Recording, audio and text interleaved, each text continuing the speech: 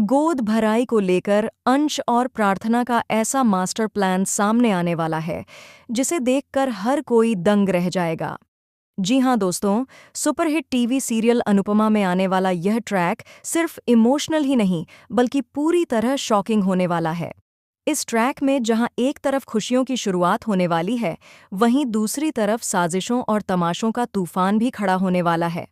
प्रार्थना अपनी गोद भराई की रस्म को लेकर बेहद खुश नजर आती है। उसकी आंखों में अपने आने वाले बच्चे को लेकर सपने साफ देखे जा सकते हैं। अंश भी प्रार्थना को हर हाल में खुश रखने की कोशिश करता है और दोनों मिलकर इस रस्म को खास बनाने की प्लानिंग करते हैं। लेकिन दोस्तों, इस खुशी पर किसी की बुरी नज़र लगने वाली है। दूसरी तरफ गौतम इस गोद भराई को लेकर कुछ और ही सोच रहा है। वह अंदर ही अंदर इस रस्म में बड़ा तमाशा करने की साजिश रच चुका है। गौतम चाहता है कि यह खुशी का मौका शर्मिंदगी और ड्रामे में बदल जाए। इसी वजह से वह बेहद कॉन्फिडेंट और खुश नजर आ रहा है, जैसे उसे पूरा यकीन हो कि इस बार उसका प्लान जरूर कामयाब होगा। इसी बीच पाखी और दिवाकर का ड्रामा पूरे घर को हिलाकर रख देता है। पाखी दिवाकर को लेकर इतना बड़ा हंगामा खड़ा करती है कि पूरा परिवार शॉक में आ जाता है। पाखी साफ कह देती है कि वह किसी भी हालत में दिवाकर से ही शादी करेगी, चाहे उसके साथ कोई खड़ा हो या ना हो।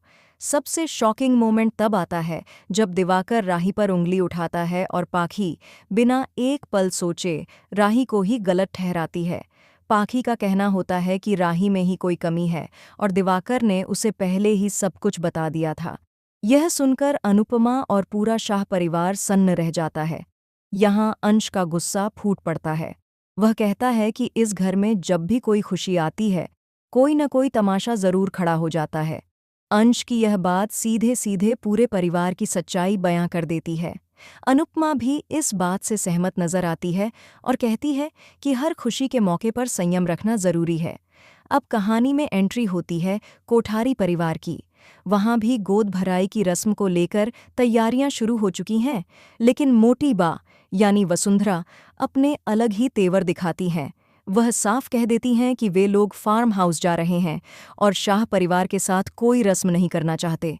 ख्याति जब उन्हें याद दिलाती है कि आज प्रार्थना की गोद भर आई है, तब मोटी बा का जवाब सबको हैरान कर देता है। वह कहती हैं कि उन्हें वो लोग बिल्कुल पसंद नहीं हैं और वहां जाना उन्हें अच्छा नहीं लगता।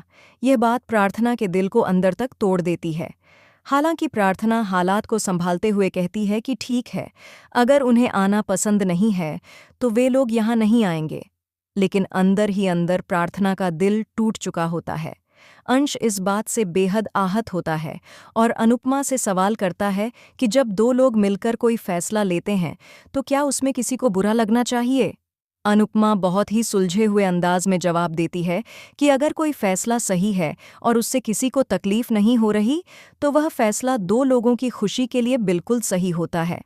अनुपमा की यह बात अंश और प्रार्थना दोनों को थोड़ी हिम्मत देती है। अब सबसे बड़ा सवाल ये है कि आखिर गोद भराई होगी या नहीं। रस्म तो ज़रूर होगी, लेकिन इस रस्म में ड्रामा, खुलासे और बड़े धमाके भी देखने को मिलेंगे। इस बार अंश और प्रार्थना ने भी ठान लिया है कि वे अपने बच्चे और अपने भविष्य के साथ कोई समझौता नहीं करेंगे। शॉकिंग ट्विस्ट तब आएगा जब गौतम और माही की उस साजिश का पर्दाफाश होगा, जिसमें वे बच्चे को छीनने की प्लानिंग कर रहे थे। सोशल मीडिया पर फैंस के ट्वीट्स आने लगेंगे, अब आएगा असली इंसाफ। गौतम और माही की उलटी गिनती शुरू। अनुपमा फिर बनेगी ढाल। इतना ही नहीं, मोटी बा यानी वसुंधरा को भी इस रस्म के दौरान झुकना पड़ेगा। उनका घमंड टूटेगा और उन्हें यह एहसास होगा कि रिश्ते ताकत से नहीं, समझ से चलते हैं। अब देखना बेहद दिलचस्प होगा कि यह गोद भराई का फंक्शन खुशी में बदलेगा या फिर एक नए तूफान की शुरुआत करेगा। आने वाले एपिसोड्स में इमोशन, ड्रामा और शॉकिंग खुलासों की कोई कमी नहीं होगी। फिलहाल आप कमेंट में ज़रूर बताएं कि क्या गोद भराई शाह परिवार में होनी चाहिए थी। क्या गौतम और माही को उनकी साजिश की सज़ा मिलेगी? ऐसे ही टीवी के लेटेस्ट और शॉकिंग अपडेट्स के लिए चैनल को सब्सक्राइब करें और इस वीडियो को शेयर करना न भूलें।